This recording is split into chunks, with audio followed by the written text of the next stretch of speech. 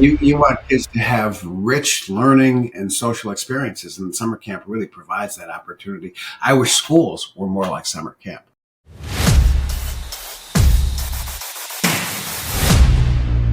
Welcome to Cabin Chat with Jack Schott, the podcast where Jack unpacks the power of camp with experts sharing insights on youth development, leadership, and lessons that shape kids today. Hello, everybody. Welcome back to Cabin Chats. Today, I'm sitting down, or standing, if I'm being honest, with Dr. Richard Ryan, who's the co-developer of self-determination theory, which has totally changed the way that I think about working with kids. I think I stumbled upon your work 15 or so years ago, and everything I've done since, I think about so often, what are the needs that aren't getting met, or how can I amplify the three psychological needs that you outlined. And so, Richard, to get started, thank you so much for being here. And thanks, Jack. Thanks for having me today. You talk about how, in some ways, self-determination theory started as a theory of motivation, and it's still very much that, but it's also about flourishing and people being able to live in a world that they want to live in. How do you break that down? Well, when Ed Deasy and I started our work, which is really now going on 50 years ago, back in the 1970s, our focus was on a phenomenon we called intrinsic motivation. And this was just, the motivation people have to do things that interest them, that they find challenging, for no external reward at all, and without a need for external pressure. We saw this as like a sign of the liveliness of human beings, how we were born into the world. We were curious. We want to learn things. We want to do things. And it's a natural kind of motivation. And we saw it being killed in classrooms and killed in organizations, and, just crowded out by all the ways we try and motivate people externally. So we started our work on motivation to see what we could see about facilitating or undermining it. But really, over the years, as we've studied how you optimally motivate people, it really revealed to us the conditions under which people are most vital, are most healthy. And that's how we got to the larger theory of flourishing, which is that when you do the things that also facilitate motivation, you're also doing the things that have people feel at their best. And so the one evolved to the other. And so 50 years in, how are schools doing? Well, it's an interesting thing. I think schools are still operating in large part by motivational principles that don't work. We see that in the results of a lot of education, the high attrition, the poor attendance in a lot of places. I wouldn't say that, schools have changed as much as I would like them to. But I will say this, over these years when we were going into schools in the early 80s and things like that, nobody heard about the problems by using external rewards. Nobody talked about intrinsic motivation. Today, those are part of the discourse of teachers. They're things that teachers do want to support and facilitate. Teachers themselves are often constrained in terms of how much freedom they can have in a classroom to create the right conditions. So that still goes on. But at least there's been some invasion of good ideas into the motivational circuits of schools. And certainly around the world, there's some, if we step outside the United States, there's been some great experiments applying self-determination theory in school systems around the world that are very successful. And I've never met a teacher who didn't really care about kids. I'm sure that there's one or two of them out there. I've never met them. Right. Every teacher I know really cares about kids. And there's many of them feel stuck. They care about kids. And so you go to school because that's where kids are. And so you try to support them. How would you think about shifting or changing the structure of school to let teachers be more autonomy supportive and give kids more, space to flourish? Well, some of the problems with our schools right now is we heavily constrain teachers in terms of content and style with which they can teach. And this is really related to a phenomenon we call high stakes testing. So most certainly public schools and many private schools are driven by this idea that they need to get high test scores on specific tests, pretty narrow criteria for what I would call success in schools. And I would think that if we could take the high stakes out of high stakes testing. I don't mind testing out there so we can find out what's going on in schools, but to take the high stakes out of them and to give more autonomy and freedom to local schools so that they can develop curriculum that are responsive to the kids who are within that school. So a teacher can be responsive to the kids who are in his or her classroom. To me, the first thing I would want to do is get rid of high stakes testing. And have that stop being the driver of everything we do inside of classrooms. It's not, to me, the criteria of a school should be, are kids showing up? Are they feeling better about themselves? Are they being more confident? Are they interested in learning? These are the goals I'd like to have schools have. Instead, we have these really narrow things that are related to test scores. And that curriculum just turns off so many kids.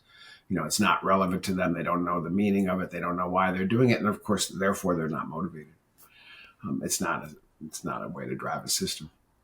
And you've spent an easy pushback to that is, how do you measure that?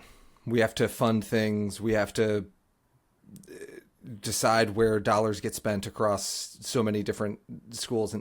And you've spent, like you said, the last 50 years trying to dig in and do, real research on how kids are motivated, how people are motivated. So how would we go about trying to shift policy or people's opinions? Well, I'm sympathetic to the idea that we need to measure in order to control what's going on out there. I get that criteria, but let's start with measuring the thing that's most important. Do kids finish school? Do they show up every day? Let's start with attendance.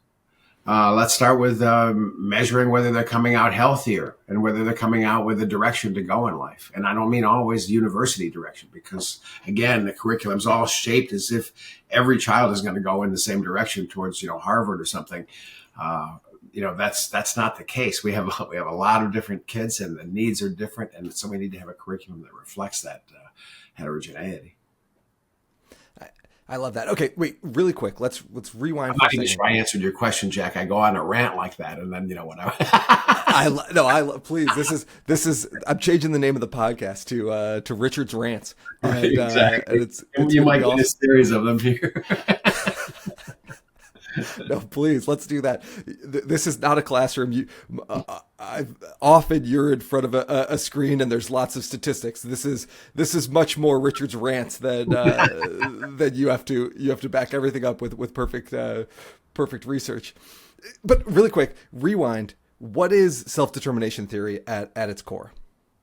Well, self-determination theory, as you pointed out earlier, Jack, is a theory of human flourishing. It's about what are the social conditions and the interpersonal relationships that really help us be all that we can be, to allow us to pursue the things that really matter to us in life and feel vital and excited as we engage the world. So it's really a theory about that. And when it comes to classrooms, it's really a theory about how can we create the classroom environment in which kids are curious, engaged, vital, and feeling good about themselves.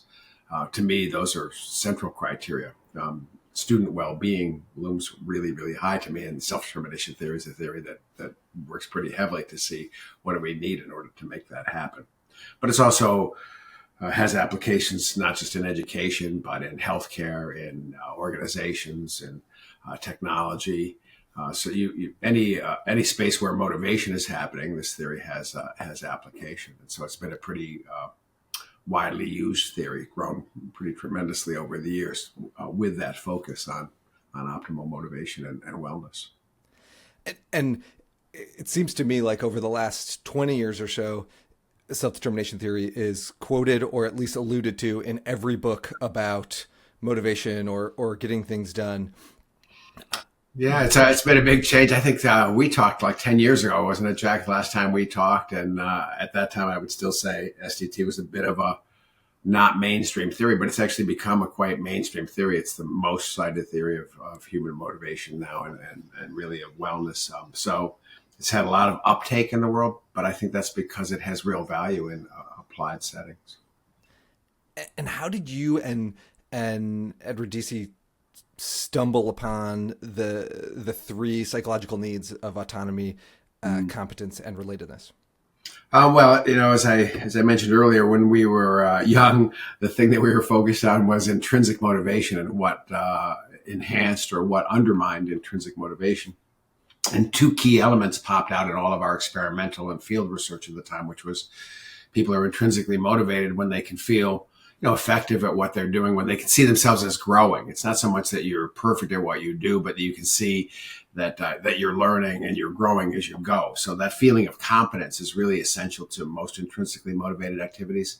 And the other one is the sense of autonomy. People lose their intrinsic motivation when they feel pushed around or imposed upon by external directives. When they can feel a sense of ownership and initiative and volition in what they're doing, then they're more likely to be intrinsically motivated. So those two needs, the needs for competence and autonomy, were really essential to our understanding of intrinsic motivation. The third need for relatedness really started to pop up when we were thinking about internalization, how kids take on the value of things that aren't necessarily fun or interesting, but come to volitionally do them. And a lot of that is because they are willingly modeling the things promoted by people that they're attached to.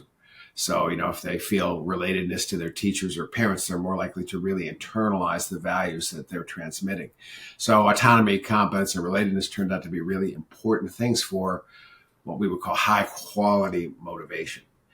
And then as I said earlier, when we were studying those things that produce high quality motivation, we said when people have these things, when they feel autonomy, when they feel competence, when they feel connectedness to others, they're feeling really well. They're at their happiest. And so this is how we got to the idea that these three needs are essential to well-being. So we started to test that hypothesis around the world. Do people in Korea, do people in the US, do people in Russia need autonomy in order to be well? And we find, yes, they do. Do they need to feel connectedness with others? Yeah, yes, they do. So these turn out to be universals, very little cultural moderation. These are the nutriments for human wellness. And we got to them deductively for the most part. And in the last some number of years, you've dug in and built this taxonomy for motivation that's, from a motive, I'm not motivated, to external and introjection. And the one that I'm the most, sort of interested in right now is this identification. Like, how do I bring the external or the outside world into, identifying as motivated? And then the last one is intrinsic motivation, which is where you started, I think. Yeah. Well, let me just first say a thing about this continuum of motivation that you just mentioned. When we started our work, when people thought about motivation, they thought it was like a single thing. You either had a little motivation or you had a lot. It didn't really matter how you shoved more motivation into the system. More was good. But what our work has suggested is that you can have very different qualities of motivation. You can have a lot of motivation, but it could come from the wrong source. And so we see that some motivation is externally driven. We call that external regulation. That can be powerful if you have big enough rewards or sticks, but people don't stick to it unless you keep the stick on them or the reward enticing them. Introjection is when you're doing things because you will feel guilty or bad about yourself if you don't, or shamed, or pride and self-inflation when you do. Again, pretty powerful motivation, but it's pretty unstable form of motivation. It has a lot of costs for mental health if that's what you're driving yourself with. So the next one up is the one that you're inquiring about, Jack, which is identification, which is when we say, well, you do something not because of external rewards and not because of internal fears of shame or anxiety. It's because you actually think the thing is worthwhile. You're not doing it because it's fun, but you're doing it because you say, this is worthwhile. So, I could volunteer, for instance, for an organization that I care about. The work isn't fun to volunteer, but because I think the organization is important, I do it willingly and autonomously. In fact, I do it with, a great deal of energy. This is identification, doing something because you understand its worth. In schools all the time, we're asking kids to do a lot of things that aren't fun because we think that they're worthwhile. So how do we get the child to think that it's also worthwhile? Well, we have to have a rationale. We have to have a reason that they understand why this thing could be useful or be worth putting your life energy into. That's how internalization is built, supporting autonomy, giving a good rationale, allowing people to themselves feel ownership over their activities. This is how we help kids internalize and identify with the values that we think are important to them. So I'm not sure if that quite answers your question, but identification is that kind of special motivation where you're doing something willingly, even though it's not fun, but because you've understood why it has merit. And you often talk about the difference between autonomy and independence and freedom, and these things play with each other. They're related, but they're not exactly the same. Yeah. Well, freedom in our work is just the absence of constraints. So you could, if you take a classroom of children, you come in and say, okay, no more constraints, no more rules. They would feel free, but there would be chaos. It would break out in all directions. There wouldn't be a sense of purpose. There wouldn't be a sense of direction. There wouldn't be a place that they are directing their energy that has any merit to it, as we're talking about here. So freedom isn't enough to guarantee high quality motivation. In fact, it simply is the release of constraints. You need to combine freedom with also providing people with a purpose and meaning and sense of direction. That's where autonomy comes in, because now I'm willingly doing something that I'm standing behind. So autonomy is a lot more than freedom. It's the willingness to do something. It's also not the same as independence. So, I can be willingly doing something that somebody, I might be willingly doing something that I want to do on my own. I say to you, Jack, no, I want to do this by myself. I would be autonomously independent. But I also might say, hey, Jack, I could use your help with this.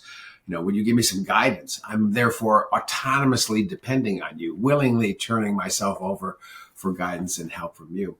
So most of the things that people do are some combination of dependence and autonomy. We're working with others, we're relying on others, and we're doing so willingly. So we don't see independence as the same thing as autonomy. In fact, at least in child development, the healthiest teenagers, for instance, are those who feel autonomous, who feel willingly doing what they're doing, but they're also still willing to turn to their parents for help and for guidance. Because they trust their parents. And our research shows that when parents are supportive of autonomy, their kids are more willing to rely on them and turn to them for guidance. They're more compliant, but not because they feel compliant, but because they are buying into what the parent would hope for. And that sort of seems counterintuitive to some folks, that if you sort of are more autonomy supportive or giving your kids more space to explore and be themselves, then maybe there's a logic that they wouldn't need you, or I'm not sure how to break this down, but it does seem counterintuitive for a lot of folks.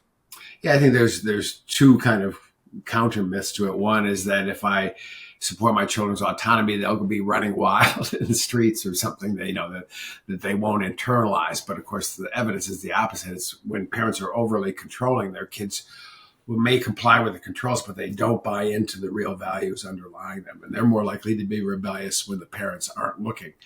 So, control doesn't work as a strategy for high quality internalization. And then, the opposite of that is that if I help my children learn to be authentic and in touch with themselves, that they may pull away from me. And again, evidence is just the opposite of that. As you say, it's counterintuitive, which is that, when parents support their children to be who they are, the children are more likely to want to be with their parents. And I've heard you talk about this idea of sort of SDT parenting being some combination of autonomy, structure, and involvement. Yeah. How does that look? Well, so children need a lot of nutriments in the world, as they're developing. And central to self-determination theory is the idea of autonomy support. We're in there to try and help that person develop to be who they are. So, autonomy support is really important, but so is the dedication of resources. A child can't do things always on their own. They need help. They need support. And we call this involvement. It's the spending of time. It's the paying attention to what they're doing. It's knowing what your kid's about. And most of that comes about because you're listening. You're supporting autonomy by taking their perspective, by trying to understand their point of view on things. And as you're doing that, you're learning a lot about what's going on in their lives. And then you can kind of helpfully support or stand out of the way as needed. And that's what involvement is that caring dedication of time to your child. And then the third thing I think is a really important one that's often overlooked, that we call structure. Growing up is hard. And one of the things that parents do is that they can scaffold their kid. They can set the challenges that are around them to be such that the child can master them, and they're not overexposed to challenges that are beyond their their current capacity. So structure is kind of creating environment for the natural tendency to grow and to learn, to scaffold itself on, to climb up. So structure means create that environment that's optimally challenging to your kid. And then also, giving them a direction so that they know what to do with their energies. Sometimes that means setting limits or, having rules or things like that. But again, in our work, rules are good, especially if they have a good rationale behind them, because they help foster internalization. So we think all of these are important. Autonomy support's important, but so is the dedication of time and involvement. And so is providing a set of guidelines and rules, which we call structure, that allows the child to feel safe and to know where to direct their energies. How do you, I get pushback on this around structure and control, and I think they get conflated regularly. Yeah. It's like kids need more structure. And what I'm hearing people say is actually like kids need to be told what to do more. Yeah. How do you see that? I don't think of structure as telling kids what to do, although it may sometimes be doing that, but doing that in a way that also has them understanding why that would be the case. So you can tell kids what to do, but you also ought to be able to supply behind that a rationale and also compassion for why they might be resistant to that. That's part of the art of getting people to do what they don't want to do, is, be empathic with what the obstacles to that are. So you can do structure in really controlling ways, as you suggested. So, Jack, this is what we're doing now. We're going to stop here at X amount of time, and you must do it that way. The other thing I can do is say, here'd be the optimal thing for us to do. What do you think about that? Let's get together toward this target. And then we come to agree on what our goals are. And you're more likely to go along with them under that latter circumstance. So structure can be set in an autonomy supportive way. It can be set in a controlling way. And it has very different results. You do structure in a controlling way, you get a lot of noncompliance reactants, or kind of passive compliance, which is the lowest quality motivation you can have, which is I'll do what you say, but that's it. And that's usually what comes about from high controlling structure. It's now walking through the world, you can almost see the like little bar graphs of how much autonomy is in this space for each individual. How connected are they, or how much relatedness do they have with me and with other folks, and how much are they building competence? And competence is sort of complicated. There's a million things you can build competence in, narrowly defined as like grades or things in school, but like, I feel competent all the time because I went for a run, or all kinds of, I made a joke that made people laugh. And that's the kind of activity that had me feel competence when I was in high school, which is to joke around in class, to disrupt things. I got positive feedback from that, efficacy related feedback from my peers.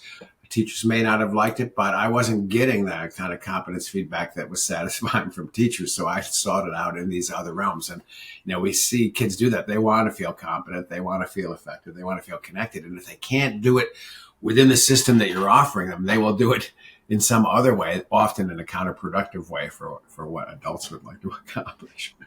Maybe that's why I have loved learning about self-determination theory so much, is exactly that. Being the class clown, you're actually satisfying all three psychological needs so aggressively. Like, I get to do what I want. I'm using my autonomy to make jokes. I'm connecting with my friends by them noticing that I'm funny. And every time I'm a little funnier, I learn something about my competence around, being able to make jokes. Right. I can grow as a comic and as a class clown, even if I can't feel like I'm growing in my math lessons here. Right. It's like, and it mattered to me, right? It mattered to me that my friends thought I was funny way more than I cared about my calculus test, except for I knew I was going to get in trouble if I didn't do well on my calculus test later, which I didn't care as much about. Yep. No, absolutely. So people are always gravitating towards activities where they can feel that their needs are being satisfied, and away from those where they're not. And I don't even mean just physically, but mentally, they're drifting away if their basic psychological needs are being satisfied. For instance, in this broadcast, if you have listeners and like, this is not relevant to me, they're tuning out. or, they're feeling pressured by the things that we're saying. They're reacting. So, all situations either come to satisfy or repel us based on some basic psychological needs. And this is why it's important to have those nutriments in classroom or work environments or sport environments or wherever. I haven't been able to find more research on this, but in a talk you gave a few years ago, you talked about that kids' wellness increases, their motivation increases when they feel like their teachers like them, not if they like their teacher. Yeah. Well, it's not the second, it's not true. It's not if they don't, but it's that if you ask kids the question, does my teacher like me? That turns out to be really predictive of their motivation in the classroom, because they are feeling connected and valued and significant in the classroom. And that really matters.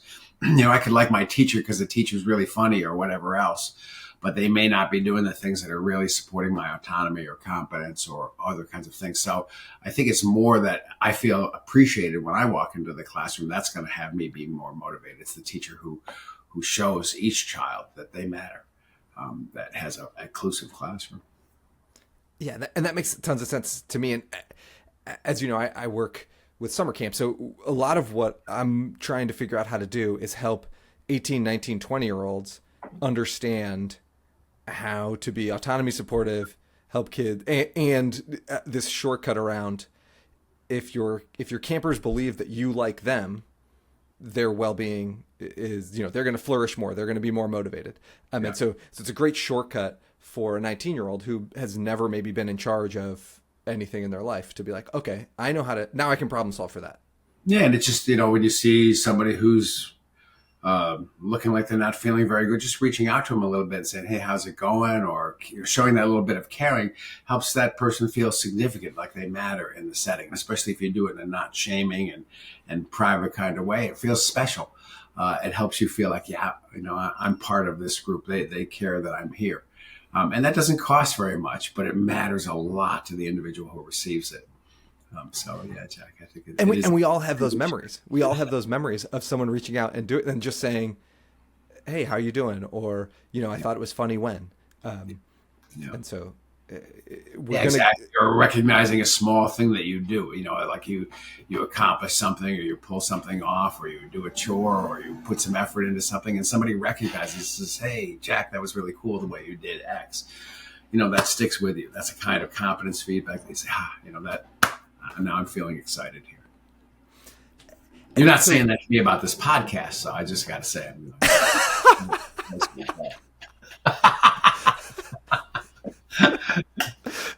no, you're doing, Richard. I really appreciate that you're here and you're making jokes and we're having a great time. All right, I'm motivated now. Well, it is interesting to think about this gap or this tension between sort of external praise and rewards of like me motivating you sort of so silly that I would motivate you by praising you for being on the podcast, appreciating you certainly, but how do you think about that? Alfie Kohn talks about like being punished by rewards or being that praise actually decreases motivation because it's external motivation. Well, I think self-determination, there is a bit of a nuanced view on that. I mean, I know Alfie's really down on rewards and down on praise and things like that. But I think even he would recognize that praise is also really helpful sometimes. It helps you feel confidence. It helps you feel recognized, helps you feel acknowledged about things. So when praise isn't used to manipulate people, but rather to acknowledge and to respect what's been done, I think it's really effective. So when I see a job well done, I want to note that, when I have a company and, when our employees do something really good, I want to say, hey, wow, that was really amazing how you pulled off X, Y, or Z. And I'm sure that that's motivating. But if I'm using praise in a manipulative kind of way, like, oh, you did just what I wanted you to do there, so that now they feel not only control and lack of ownership, but they feel a bit manipulated. That praise can really backfire. And the same is true with rewards. I can give rewards in a way that our class works really hard on a project all week long. And I say, everybody works so hard on this, let's take a break and have a pizza. You could call that a reward, but it's really an acknowledgement of jobs well done and appreciative of the energies people put in. The other thing you can say, if you work hard this week, I will give you a pizza on Friday. Okay, now you've reduced the value of everything being done to a pizza.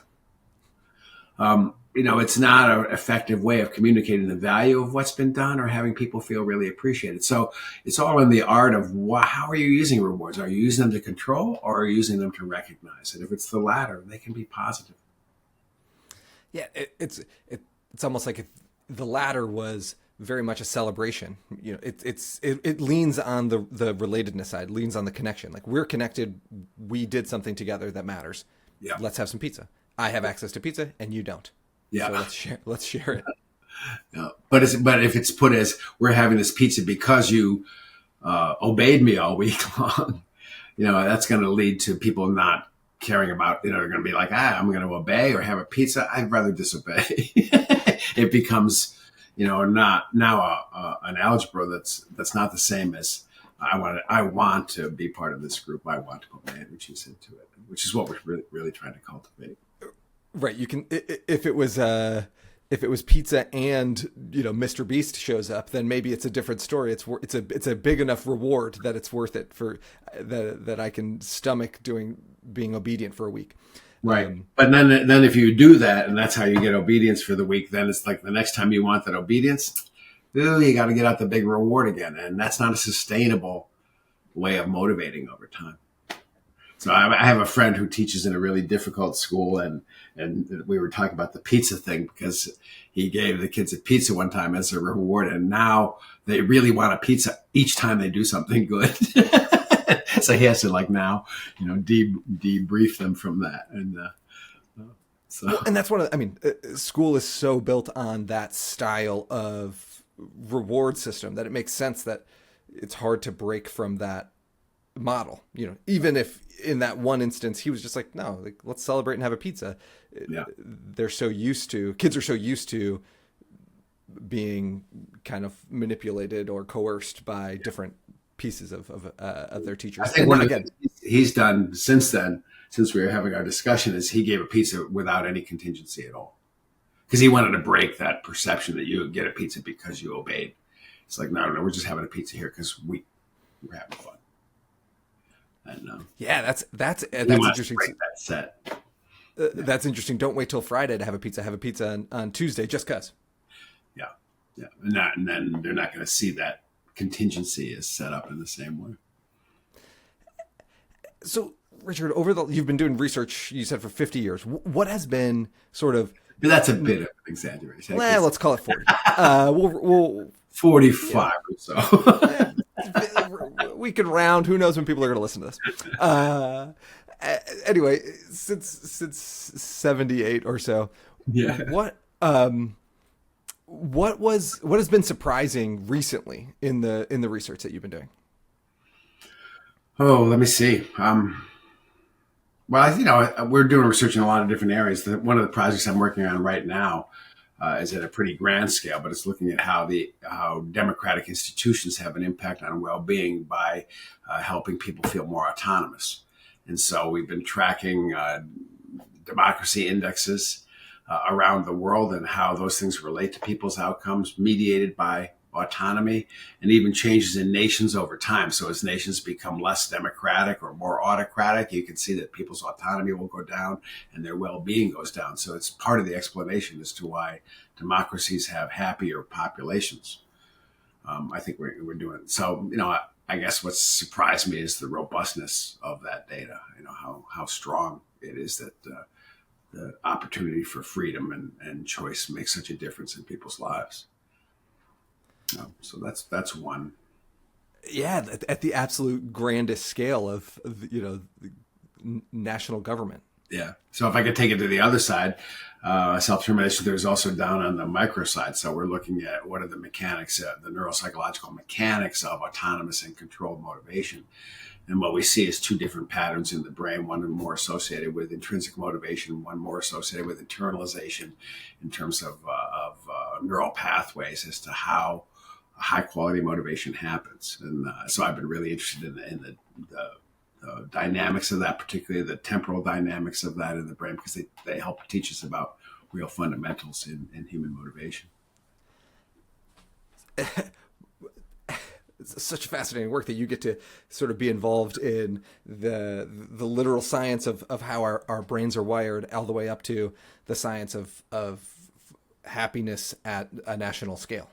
Yeah, I think it's one of the when we think about self-determination theory, it's a specific theory, but it's also a framework for study. So and it's been embraced by thousands of researchers around the world. So it's really they who are pushing the boundaries of this theory all the time. I'm just trying to keep up, Jack. I'm trying to stay with the flow of all of the creative and innovative work that is being done by self-determination theory researchers around the world. We have our next international conference coming up in Geneva next year, a year from now. And I just know that there's excitement from a lot of different countries about the work that's going to be presented. So I'm looking forward to that. I work with lots of college students that come and work at camp. And if they're excited about the idea of self-determination theory and want to be researchers or want to get involved, what advice would you give to a 20-year-old who gets excited? Well, the first thing is, access to the information. We have a website, just selfdeterminationtheory.org, which is loaded on every topic. So if you go in and you look at education, you look at sport, you look at business, you look at video games, you name it, the topic is there, and research about motivational dynamics in that area are there. So the first thing is, go to the website and have fun. That would be the first thing. It's a pretty, we try and make everything accessible and free. We're a nonprofit organization. We're trying to give it away. So if you go there, you can get a lot of resources and get a start on the thing that interests you. And you say you're studying democracy and autonomy supportive. And please let me name Joachim Watershoot is my colleague on those particular studies, and I just want to give him credit here because he's really the leader. I'm kind of following him on this work. Absolutely. So it's 2025. The only thing anyone wants to talk about is AI. What's going to change as computers do all this thinking for us? How is that going to impact our motivation? Well, I think, first of all, AI is an incredible tool. I use AI all the time. Our business uses AI. Our researchers use AI. So it's an incredible tool. And why not make use of such an incredible tool all the time? One of the things I've noticed among educators is they've approached AI more with fear than with promise. So, and what's the fear? The fear is somebody will cheat. And it's like, well, if that's the biggest fear, I'm not that concerned about that. The reason that people are cheating is because you've got some kind of high stakes test out there that you're forcing them to do rather than encouraging them to develop an expertise in how to use prompts to get the information you want from AI, because this is the world of the future. So I think, again, if we were designing education to be relevant to what's going on in the current age, we wouldn't be trying to stop kids from using AI. We'd be trying to help them channel and learn how to use it for everything in their lives. So because it's going to be a relevant tool for all of them. I think AI has a lot of promise in that respect. And then when we look at AI devices and AI agents, they have motivational dynamics themselves. You can train an AI assistant to be autonomy supportive, and you get more compliance and motivation out of people when you do that. You can also have just a controlling voice intonation in an AI device will have an impact on motivation. So there's issues of motivation in AI design, and there's also issues of motivation in AI use that are really important for us to tackle right now. But my main thing is like, what an exciting world, and why aren't we availing kids of this opportunity to learn how to use it? It's funny how it's likely to disrupt. We can fight it and try and push it out of schools to keep them the same. And like you, my hope is that we can, hopefully AI is a piece of shifting what education really looks like for kids to be more tangible and useful. I think it was a I'm probably going to misquote this now, but I think back on John Dewey, who talked about like, what is education? And he was like, education is really like the drawing forth of that interest and curiosity to promote the issues of learning. So he was really interested in interest promotion. And if that's what our goal of school was, is interest promotion, then AI is just a great help in that goal. If our goal in school is to train and control and test, and we don't want anybody getting any skills from anybody else or any help from anybody else, well, then keep AI out of the hands of kids. But, my goal would be the former rather than the latter. Yeah, and so Seth Godin starts a TED Talk with what is school for? And who's that? Seth Godin. He's a marketing guy, but anyway, it's fascinating, awesome guy. Anyway, from Buffalo, New York, by the way. But what, in your opinion, combining what Dewey said, what is school for?